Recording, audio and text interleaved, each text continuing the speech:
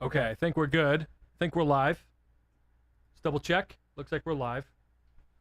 Another impromptu synth stream from your boy, Kiko 2000. Check the audio. Sounds decent enough for me. So I thought I would take a break from shitting on Roland to focus my concern for Behringer. I will be straight up honest with you guys. I have bought Behringer synths in the past. I bought a, what was it? The Bogue Model D, whatever, the little module of the Model D ripoff. I also bought a DeepMind 12. Didn't really like either of them. I mean, I actually didn't mind the Moog clone, but the DeepMind 12 I did not care for at all.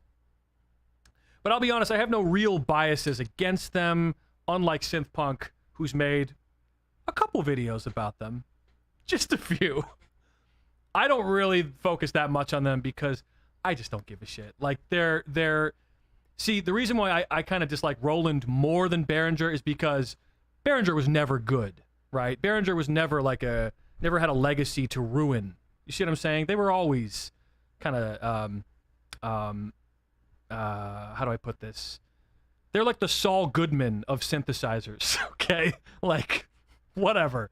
Roland actually has a legacy that they are actively tarnishing. That's the key difference. But I'm not against Behringer. I'm kind of worried about them. So, you know, back in I guess this is February, we saw this first synth called the Behringer Pro VS, which is a remake of the Prophet Versus by Sequential.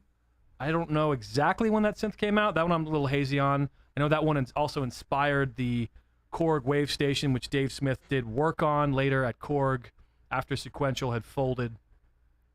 So I was kind of confused by this because this, well, the one thing I could say that Behringer was doing right is that they were making full-sized copies of classic synths that are no longer being produced, right? Or if they are being produced, they're too expensive. That's what they were doing. And so I could give them some credit, and that's like, okay, at least they're doing that. You know, if Roland's not going to make, you know, I'm trying to think of the one that they copied recently from them.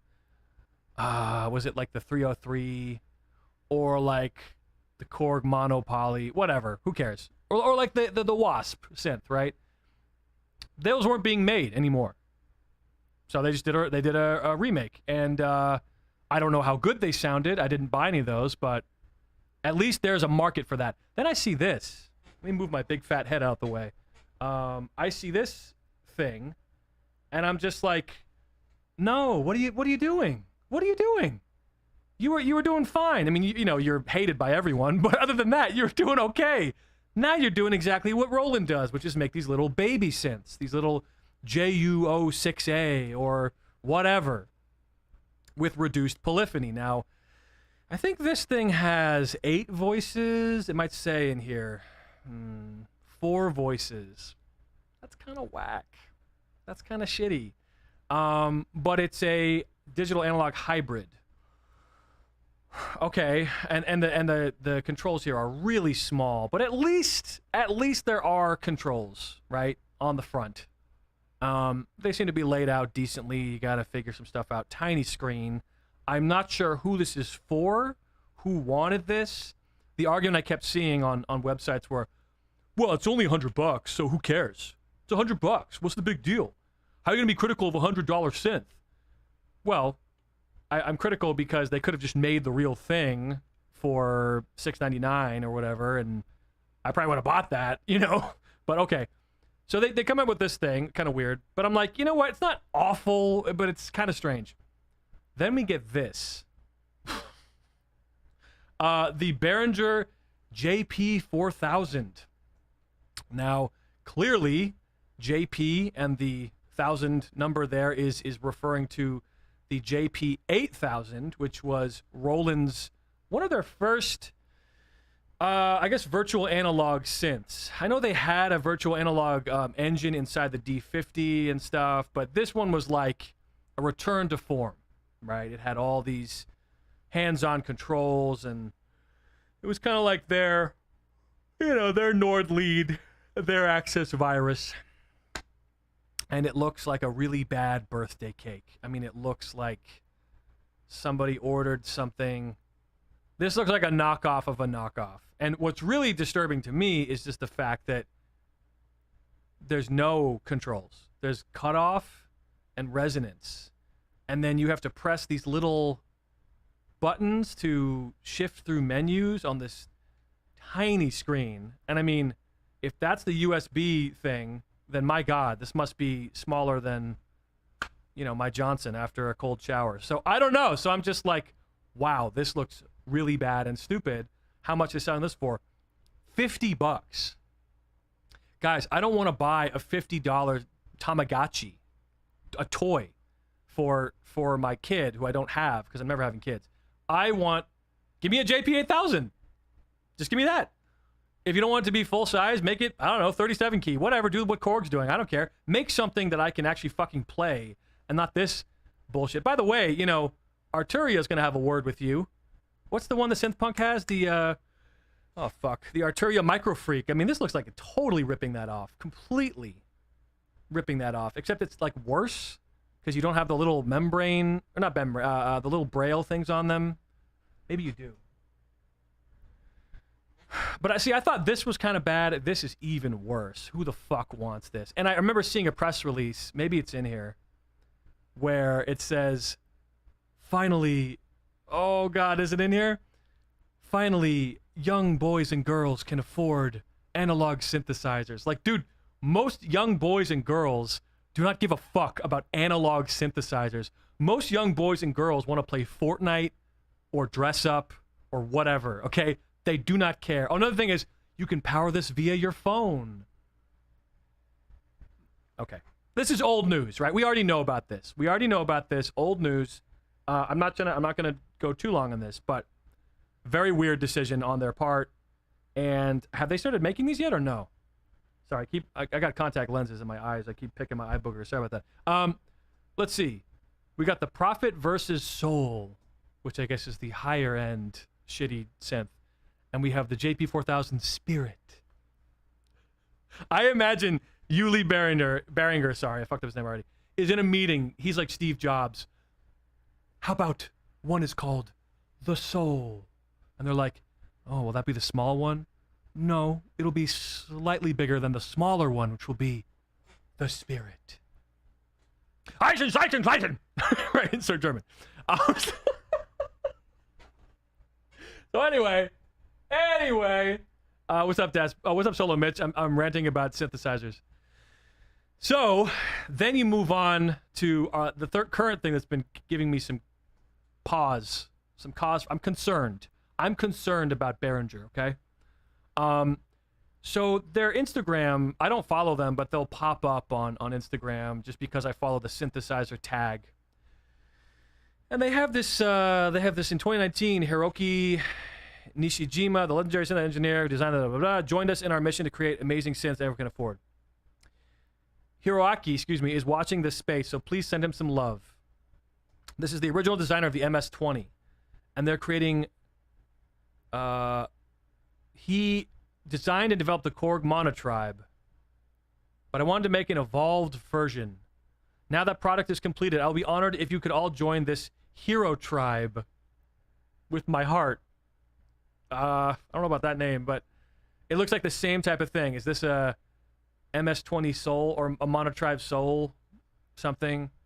And this poor guy, he looks like, you know, they have a gun to his family off camera, and they're just... So this happened, and I'm like, that's a little strange. Then let's go through their news cycle. It's just a normal Behringer thing. Then I see, where is it? No, don't care. Wow. Behringer video mic. Okay, anyway. No, this is not it. This is also not it. Wait. Behringer roll and dock. We know when it comes to keyboard actions, everyone has their own personal preference. Whether it's mini keys, full-size keys, or simply no keys at all. We thought it was time to expand the choice when it comes to key size. As part of our brand new MMC, Massive MIDI Controller range, The Roland dock is fitted with 24 fuller-sized keys, each fitted with our brand new terminal velocity sensors, which allow, for ultimate expression. I don't care. Fitted with MIDI 5.0. I thought we only had 2.0. Okay. Jesus Christ. Get to the good stuff. No. No. My God, a lot of posts. No. Here we go. Okay. So, in this post, April 21st, today we'd like you to meet Michael, who's one of our truly many passionate engineers on your working on your synthesizers. This feels like a Scientology smile. His team is currently developing the Pro 16, which is making excellent progress. Keyword is progress. We're already working on the second revision, which is hopefully final. Our Pro 16 will be much more powerful and feature-rich compared to the other available models, while targeting a much lower price, which is what they're known for. Now that the UBXA development is completed and the software platform fully mature, we can easily scale and develop polysynths at a much faster rate, since 70 to 80% of our firmware code can be reused. I wouldn't advertise that. That sounds very lazy. While the UBXA design took several years, we are confident that over time we can develop polysynths within only 6 months. Again, guys, I wouldn't advertise that you're speed running your synth manufacturing process. That's not really a good thing to advertise. Hey guys, we're doing a really rushed, shitty job. That's kind of what you're saying. I know you're not, but whatever. We're immensely proud of Michael and his fake smile, who love delivering incredible synthesizers to you. Please send him and his team some love. Hashtag synths for all. Hashtag we hear you. Oh, God. Well, here's the deal. This is not the first. This is one of many announcements about a synth that is not done yet.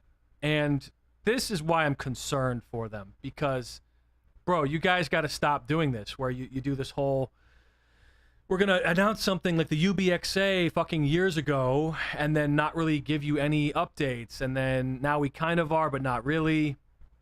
Right? And it's starting to be like, it's kind of like the kid who says, you know, when you're playing on the playground in grade school, you're doing make-believe and you're like, I'm a ninja. Well, I'm a ninja and I have laser vision and I can fly and I have an armored suit. It's like, no, come on, pick one.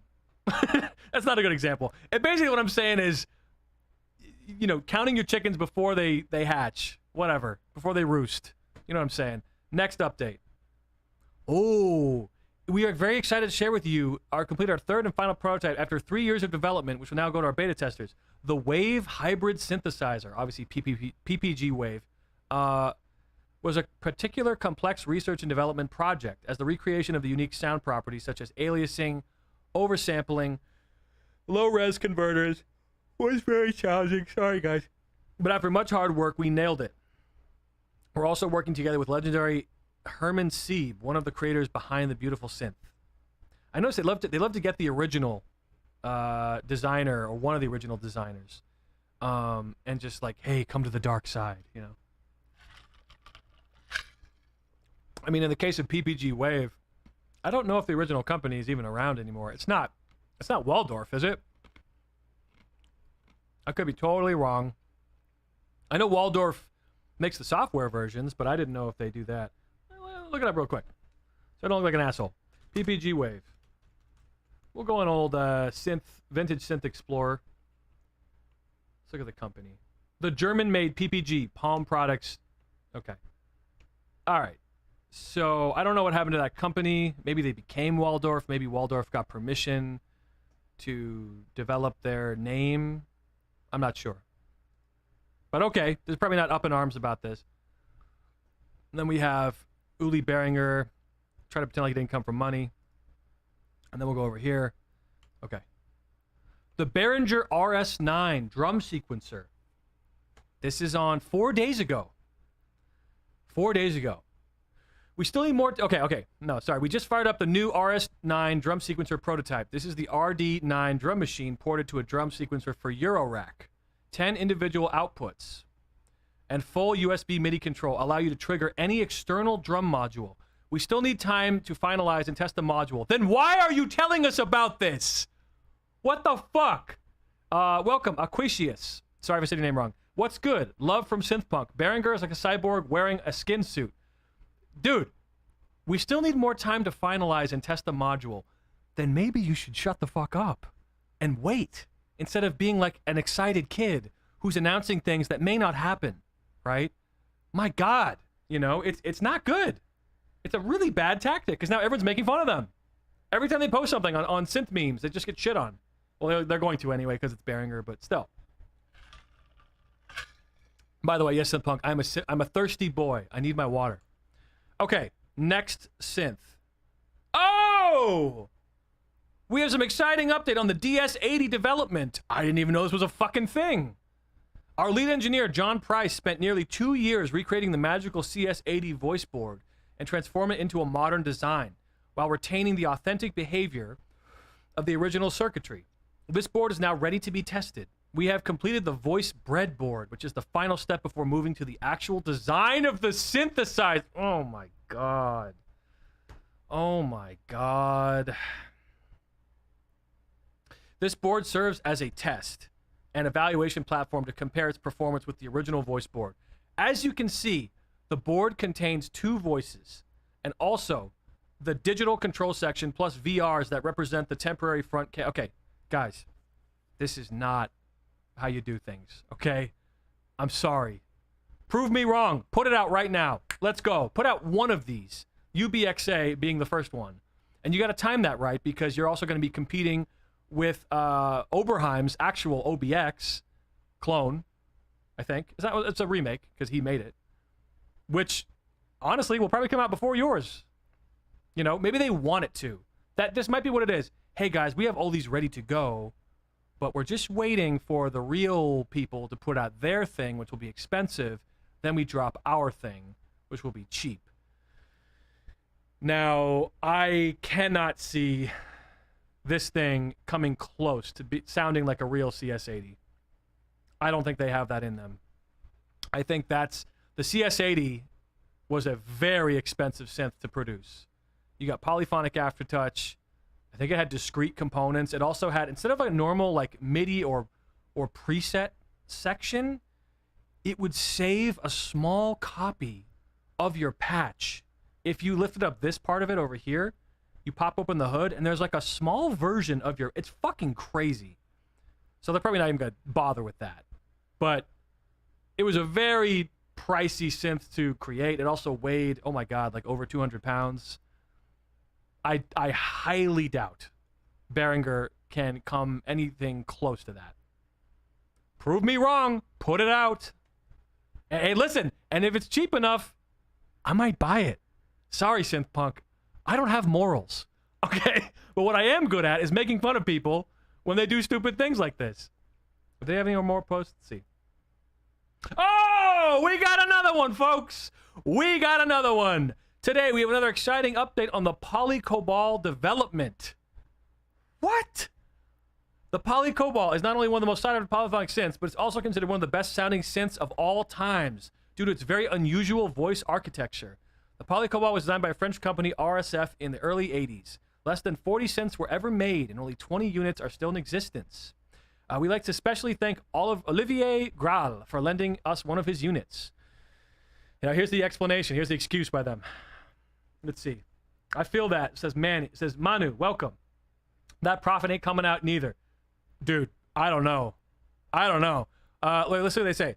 While retaining the authentic behavior of the original circuitry. The voice breadboard, which for now only consists of 2 voices, is completed. Guys, if it only has 2 voices, then I don't want to hear about it, okay? I'm sorry. It's like saying I have 2 inches of dick, you know?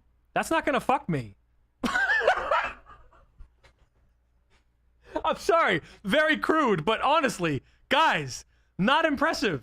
You gotta just whip it out, man. Craftmaster Production. Behringer is doing great things. I guess. I haven't seen anything lately. And by the way, I'm not an anti-Behringer guy. I'm really not. I don't care. I used to, like I said, I had the DeepMind. I had the Boog. Or the Bogue. But I have to say, this is a really stupid tactic on their part where they just announce all this stuff, no release date, you know, This is the final step before moving to the actual electronic design of the synthesizer. Because this is equally one of the most complex synthesizer ever designed, we're still a long way from delivering a final product. Then why are you telling us? Why? Is it, and, you know, and here's my theory, and I'm not a genius mastermind. It could be that they haven't even started with this, that this is a complete mock-up, and they're trying to generate hype, or they're testing the waters, right? Like, they throw in a fish hook into the pond, into the ocean. Is anyone gonna bite? Looks like liked by 2,000 people. It's not a lot of people. For them. Let's see. Wish us much luck with this ambitious project. Like with the DS80, which is also never coming out, there is also a substantial risk that we won't succeed. Hence, we like to be upfront with you. Oh, okay. By the way, guys, we're kind of cucks. By the way, guys, you might have a chance at fucking our wives. Oh my God. Don't admit that. They've been doing this since 2018. How do I say your name? Is it Aquitius? Aquitius? The People's Company, in quotes. Bro, Yuli is Elon Musk level troll. I know he's got his villainous things that he does. I honestly don't really care if... This is going to sound really fucked up. I don't really care about his shady business practices or the fact that he attacked that reviewer and he made that what now seems to be anti-Semitic. I mean, that's not good. But I don't really give a fuck about that stuff because I will buy something if it's cool and it's cheap. I'm being honest with you guys. I will. But what I've seen so far, I mean, I've heard some bad things about the Poly D. Nothing else has really jumped out at me. Now, I did hear that the Neutron is actually a really good synth. And what's funny about that is that the Neutron is a completely original design. It's not based off of anything. People seem to love the Behringer Neutron. I don't know. Maybe it's cool. I know they also copied the Arturia key step, which is just like, you know, guys, do you even need that? Do you even need to do that? And it was like only like, what, $50 cheaper than a normal key step? That's the point. They nail their own synths to the T. Yeah. I mean, you know. This is so awesome, says Doliman. Where's the Behringer Proton? Updates, please. Ooh. Joe Biden chip crisis strikes again. I have some chips at home. How many do you need? Yeah, that's the other thing. The chips. The chip, they hate that. Hope it will take a bit to release for this one so I can save up some cash. You only need like $200. Just kidding. Dear Uli and Behringer team, please make the EMS 200 and 300. I'm sure tomorrow they'll post a mock-up of one.